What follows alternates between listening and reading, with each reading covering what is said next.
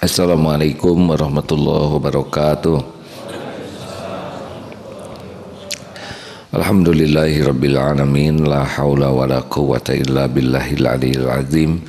Allahumma shalli ala Muhammadin wa ala alihi wa ashabihi ajmain.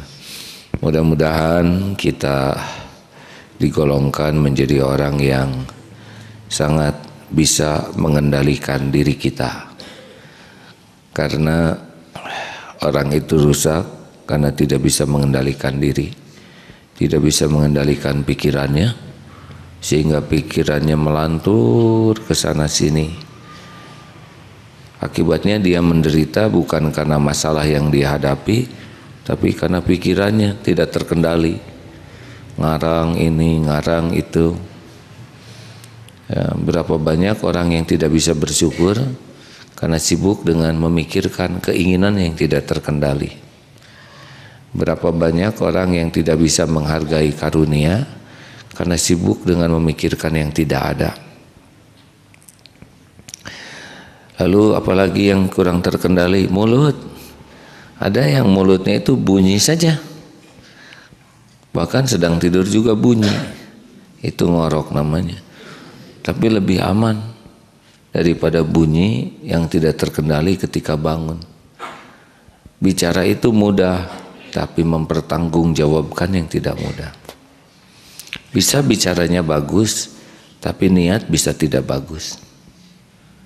Ini ceramah seperti ini, bisa saja dibagus-bagusin kata-kata, tapi Allah tahu niatnya bisa ingin dikagumi, bisa ingin dihormati, bisa ingin dianggap pintar, bisa ingin dianggap soleh, dan itu tidak mudah. Yang paling aman adalah kendalikan mulut, faliyaqul khairan aw liyasmut. Ada yang tidak bisa mengendalikan mata, pusing dari mata turun ke hati, turun ke lutut. Bahasa Sundanya nyorocot, tidak ada di Kalimantan ini ya. Jadi orang-orang yang tidak bisa mengendalikan matanya, dia cenderung akan banyak masalah dalam hidupnya. Juga tidak bisa mengendalikan telinga. Ada orang ngobrolin aib, kita enak mendengarnya. Sekali kita dengar tentang aib orang, itu bisa mengotori hati tuh. Oh, orang itu aslinya sih banyak hutang. Tiap lihat wajah dia pasti yang terbayang hutang. Begitulah bagaimana orang yang senangnya sibuk mendengarkan aib orang. Udah pasti itu tidak pernah mudah untuk membersihkan hatinya. Pikiran, mata, telinga, mulut, itu kalau tidak terkendali bermasalah saja hidup kita. Belum lagi tidak bisa mengendalikan nafsu. Oh, itu paling masalah. Tidak bisa mengendalikan amarah, kita lihat. Orang yang tidak bisa mengendalikan marah udah pasti zolim.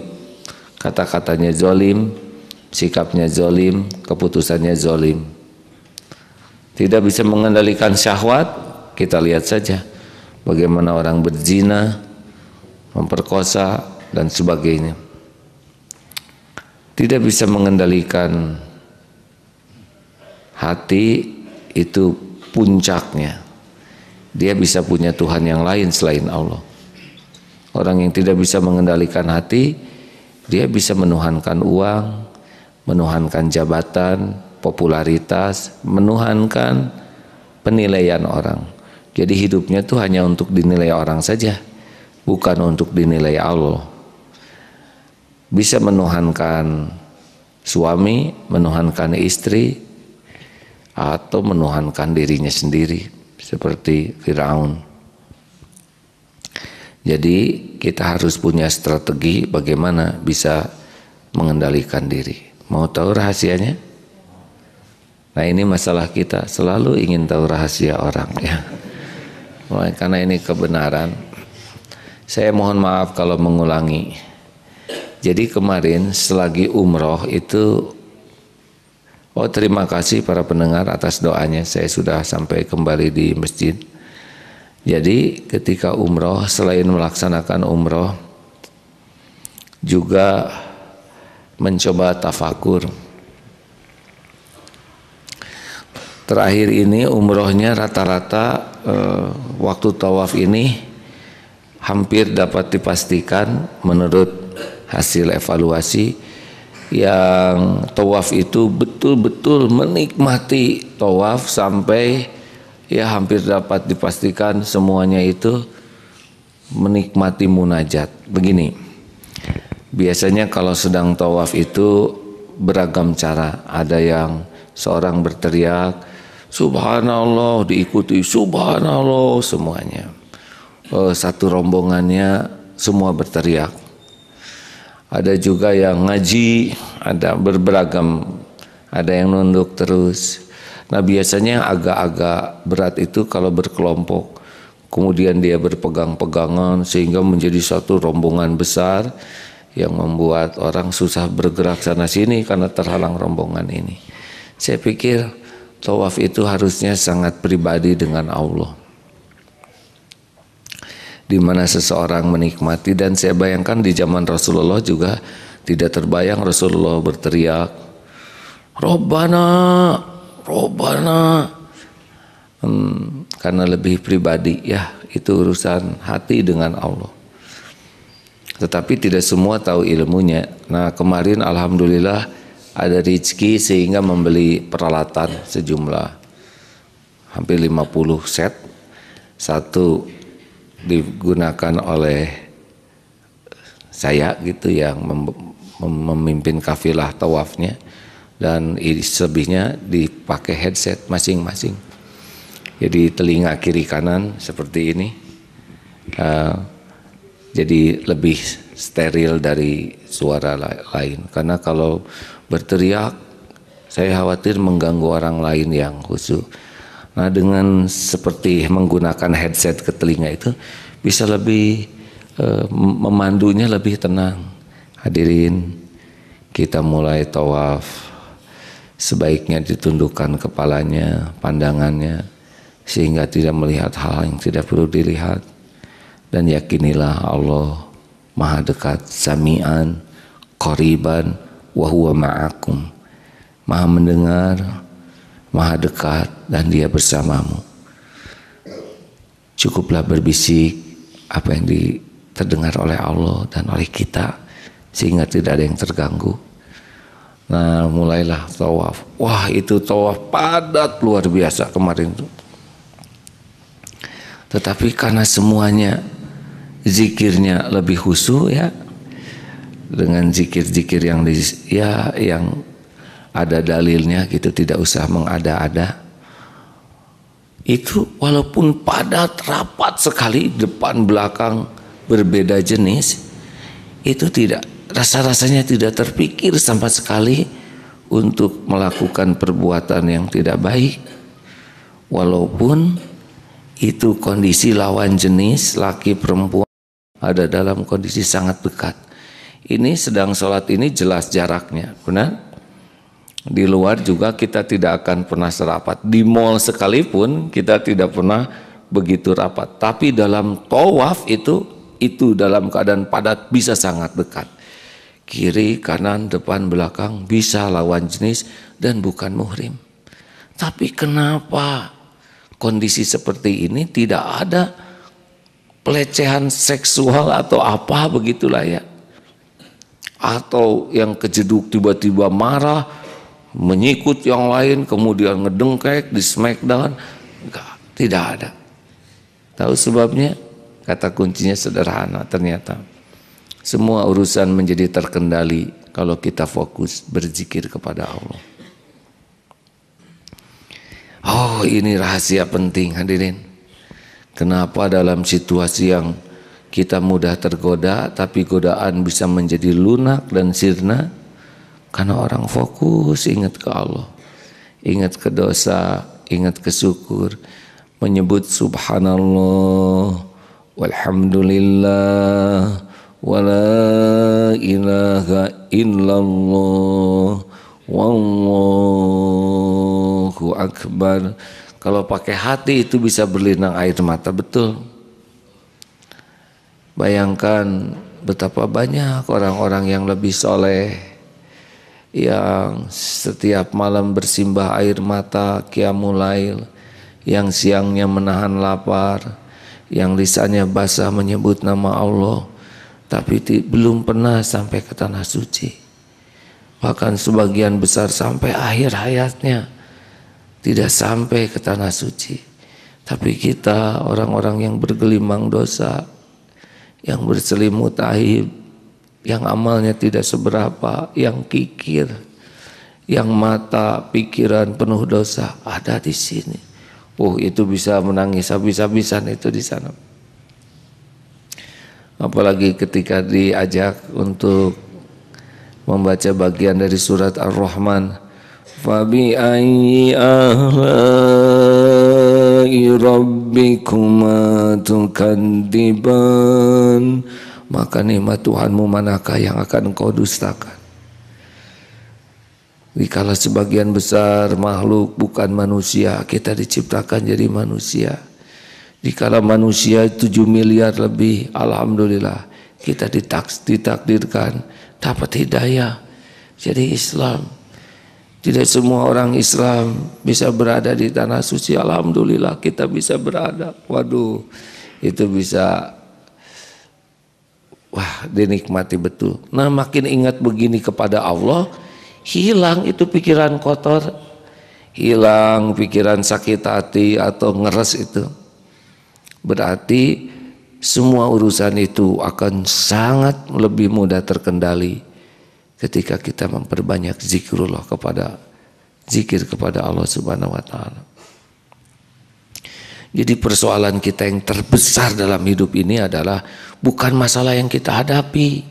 Persoalan terbesar kita adalah kurang ingat kepada Allah, kurang yakin, kurang patuh, kurang pasrah ke Allah. Urusan-urusan yang lain itu tidak ada apa-apanya. Semua urusan itu ada dalam kekuasaan Allah sepenuhnya. Berat ringannya urusan itu adalah ditolong Allah atau tidak. Nah hadirin, jadi kalau ada yang bertanya apa sih sumber masalah kita? Sumber masalah kita ini kurang banyak zikirnya, terlalu banyak ingat kepada selain Allah. Padahal rukun Islam, syahadat itu adalah zikir, sholat itu adalah zikir, saum itu adalah zikir, zakat itu adalah zikir, haji adalah zikir. Rukun Islam itu adalah lima-limanya mengajak berzikir. Rukun iman, iman kepada Allah jelas zikir, iman kepada malaikat ini juga pembantu Allah, ciptaan Allah adalah zikir. Iman kepada kalam Allah, kitab Allah adalah zikir. Iman kepada pesuruh Allah adalah zikir. Iman kepada hari akhir itu juga akhir milik Allah. Dan iman kepada qada dan qadar adalah zikir. Semuanya mengajak kita zikir. Oleh karena itulah kita bisa mengukur sekarang berapa banyak kita ingat kepada Allah, berapa banyak kita melupakan Allah. Itulah sumber masalah dalam hidup kita. Ya ayyuhalladzina amanu dzkurullaha dzikran katsir. Mudah-mudahan bisa dibacakan ini sebagai penutup pembicaraan kita. Surat Al-Ahzab ayat 41. Al-Ahzab ayat 41, silakan. A'udzu billahi minasy syaithanir rajim. Bismillahirrahmanirrahim.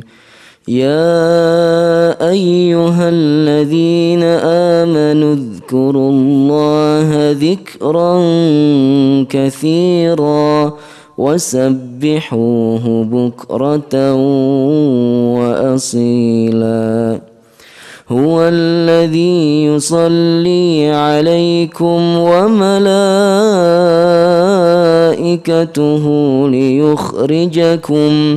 ليخرجكم من الظلمات إلى النور وكان بالمؤمنين رحيما.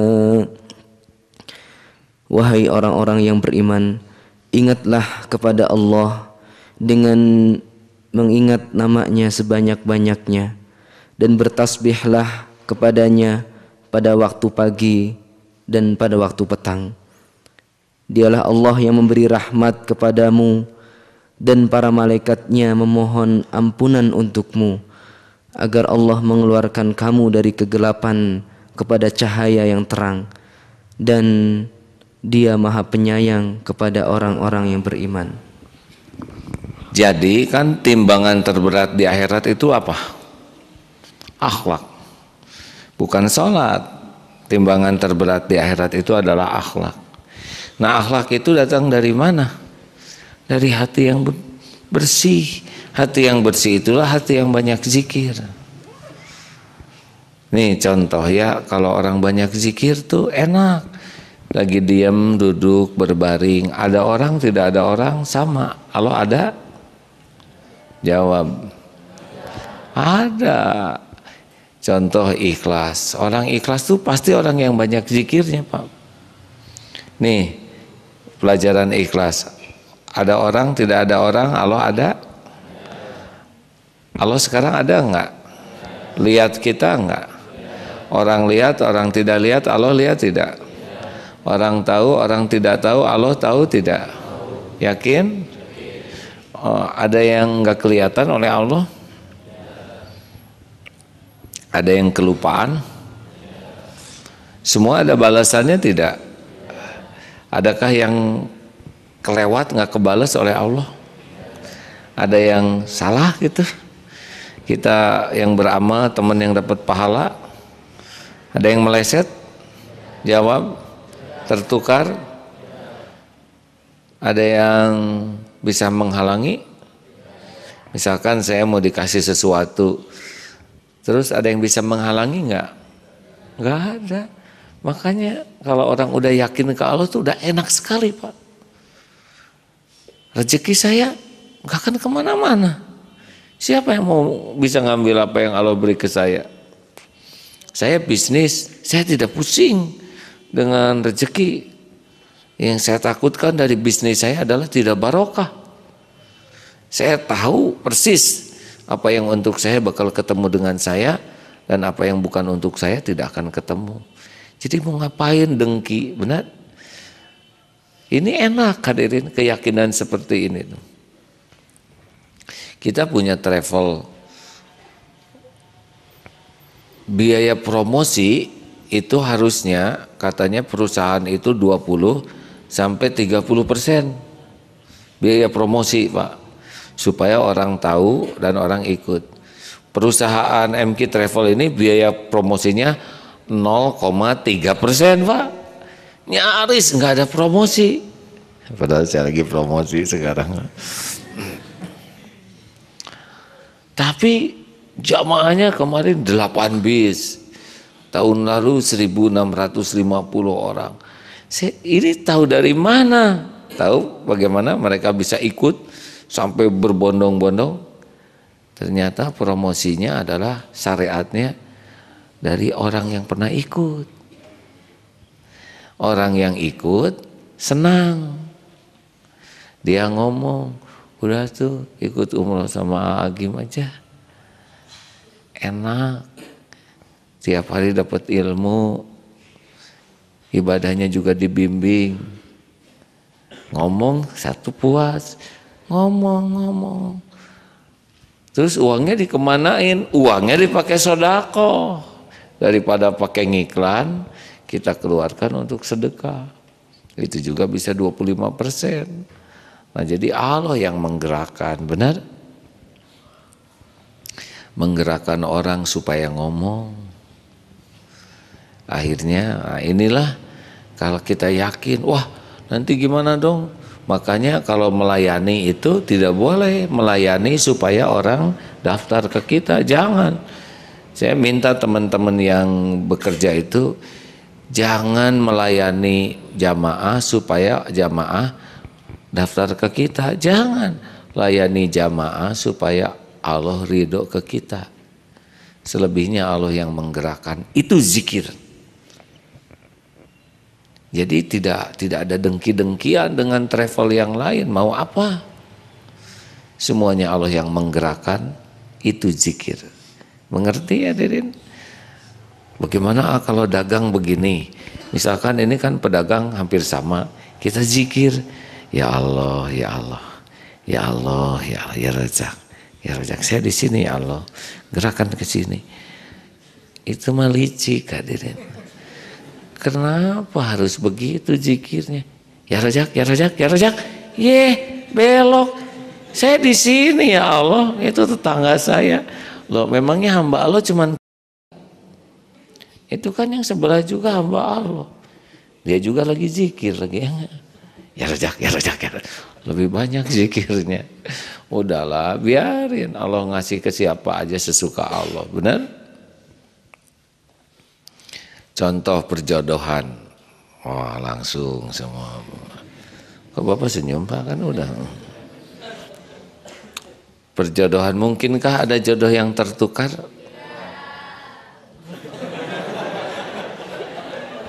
Pasti daurah qalbiyah ini ya enggak? Salah ya? Mahasiswa ya? Iya, paling masa penantian mereka memang. Coba apakah ada jodoh yang meleset? Misalkan di sini satu minta kambing ya, karena mau Idul Kurban. Ya Allah, tolong datangkan kambing, ya domba. Yang sebelahnya pisan minta jodoh. Ya Allah, datangkan jodoh. Mungkinkah tertukar? Tiba-tiba sore-sore, ya Allah, ini yang sebelah saya. Nggak tahu rahasianya. Memang domba dulu. Udah gitu yang punyanya nyari, ya enggak? Nah itu jodohnya, ya enggak? Jadi domba itu sebagai pembuka silaturahim. Kalau orang udah yakin jodoh nggak akan ketukar, tenang aja. Walaupun persaingan ketat misalkan, dalam mah nggak pusing ya nggak? Betul, gembira awalnya. Lagi bersaing ya. Misalkan ada satu ikhwan diperbutkan oleh 5 akhwat. Tuh kan nggak boleh Pak. Baik, kita balik sekarang ya. Ada 5 akhwat memperbutkan satu ikhwan. Ada yang bisa bantu saya? Pak, siapa di belakang? Boleh handphone saya yang lagi dicas bawa ke sini. Saya mau bacakan sesuatu ya. Nggak akan kemana-mana, nggak kemana-mana. Oh Agim kok jodohnya 2? Ya itu mah sebelum saya lahir juga udah ditulis di Lauh Mahfud. Emang ada yang baru gitu? Nggak ada. Tinggal apakah 2 ini membuat saya dekat dengan Allah atau membuat saya jauh dari Allah. Cuman itu aja. Ya makasih ya. Kalau membuat saya dekat dengan Allah, maka takdir ini membawa kebaikan. Ada yang kebagian 2, ada yang diamanatin 4, ada yang enggak sama sekali ya. Jadi lelaki mah udah kalem ya. Cara yang paling bagus mah nggak usah banyak omong, nggak usah banyak komentar, dan jangan ke bawah hatinya, gitu Pak. Misalkan Siti Aisyah juga cemburu, prank, mecahin mangkok. Ah udah Rasul mah pungutin aja mangkoknya. Jangan sampai istri ngebanting mangkok, suami ngebanting istri. Ah ini soalnya.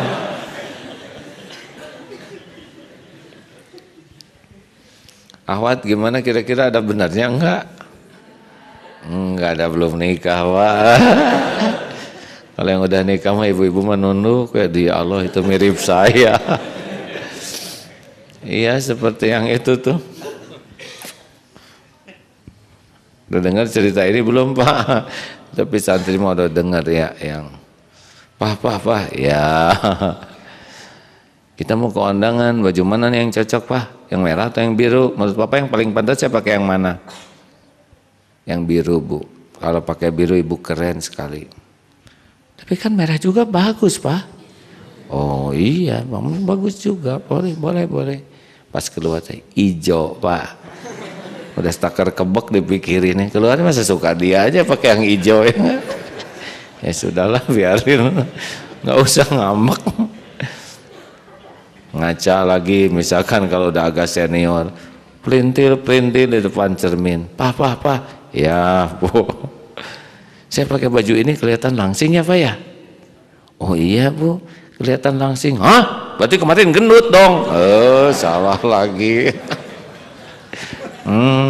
Nelan pintu lemari.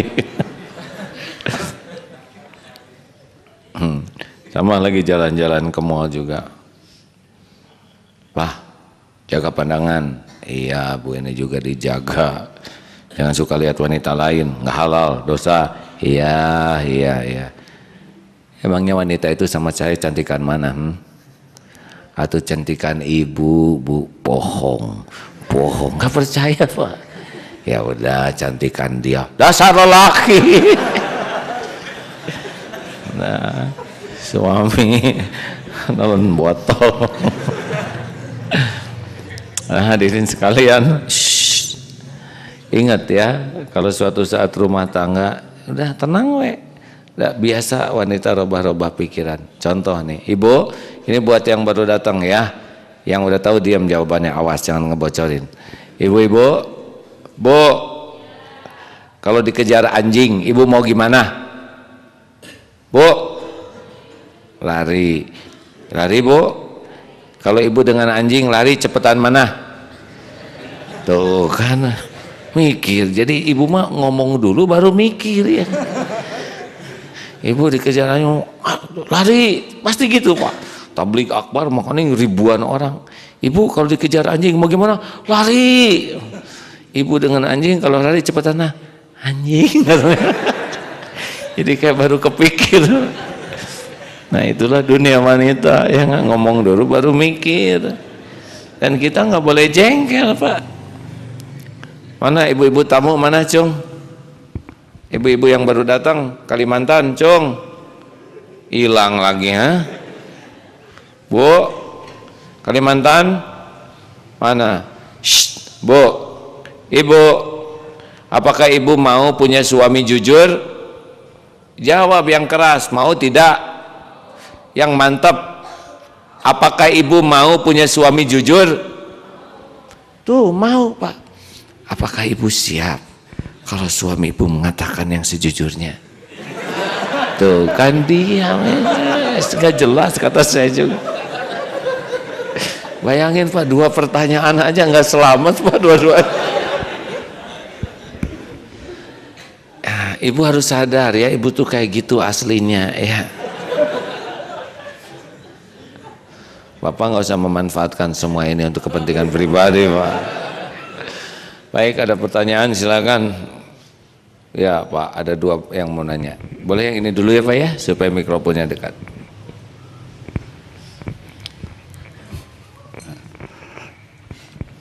Assalamualaikum warahmatullahi wabarakatuh.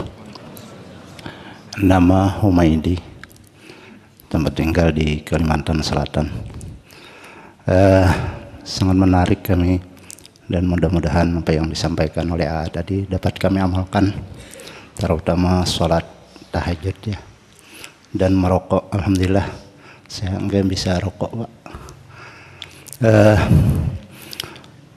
Pertanyaan kami, kita sering mau mengamalkan zikir, tapi kadang-kadang tidak istiqomahnya itu. Gimana kita supaya istiqomah, tetap selalu zikir? Iya, itu. Makasih. Baik. Nah jadi gini Pak, kuncinya di ilmu. Orang itu akan banyak mengingat yang dia sukai. Nah, yang kita sukai itu pasti yang menguntungkan untuk kita, benar?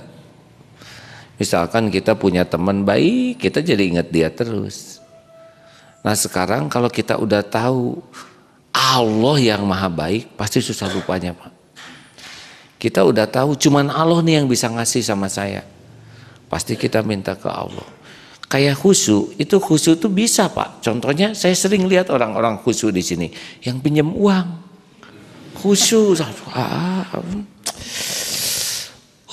Aduh, khusyuk gitu. Nggak ada orang yang pinjam uang. Pokoknya saya mau pinjam aja, nggak ada hadirin. Semuanya khusyuk. Yang perlu, tuh sangat perlu, sangat khusyuk. Juga yang mau ngelamar khusyuk. Begini ya Pak ya, gitu. Nggak ada yang melamar. Saya mah tergantung gimana Bapak. Nggak, fokus. Juga saya perhatikan yang menanti vonis itu khusyuk Pak. Karena dia takut. Jadi makin harap dan makin takut ke Allah itu makin khusyuk. Nah ketika harap dan takutnya dari selain Allah, dia tidak khusyuk. Jadi kalau ibu ini berharapnya dari suami, takutnya ke suami, ibu pasti khusyuknya ke suami. Tapi kalau ibu berharap dan berharap dari Allah, maka lebih khusyuknya ke Allah. Nah jadi harus ada ilmu tauhidnya Pak. Masalah terbesar kita tuh kurang ilmu mengenal Allah. Jadi takdir itu ada dua Mas. Ada satu yang tidak bisa memilih. Udah ngunci aja. Kayak saya jadi lelaki, ini saya bukan pilihan saya nih. Saya jadi orang juga bukan pilihan saya. Tapi saya mau jadi orang soleh atau tidak soleh, itu boleh memilih. Alhamaha fujuraha wa taqwaha. Saya garisnya sekarang jadi kiai beneran atau kiai palsu, itu pilihan. La in syakartum la azidannakum. Ini pilihan. Kalau kamu syukur, takdirnya Allah akan menambah nikmat padamu.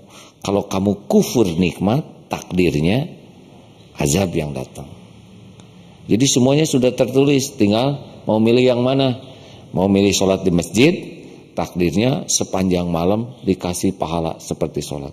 Mau milih sholat di rumah, takdirnya jadi ikhwan solehah ya. Karena lelaki yang tidak ke masjid adalah solehah ya.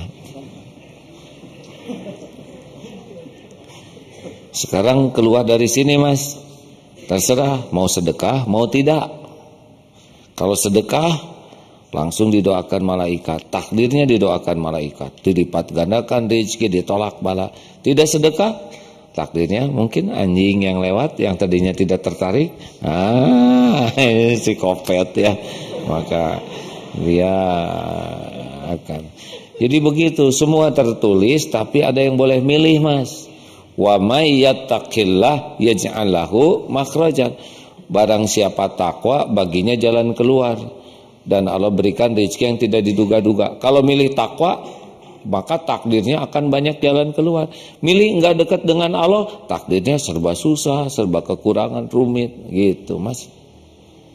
Wa may yatawakkal 'alallah fahuwa hasbuh. Barang siapa yang tawakal kepada Allah, yakin ke Allah, maka baginya akan dicukupi semua keperluannya. Bagi yang tidak yakin, tidak dicukupi. Jadi kalau ada yang kekurangan, boleh jadi ya, dia tidak takwa dan tidak milih tawakalnya. Semua pilihannya gitu. Tapi bekal kena ke takdir pilihannya. Sama kayak di sekolah juga, kalau kamu nilainya terbaik, kamu jadi bintang kelas ya.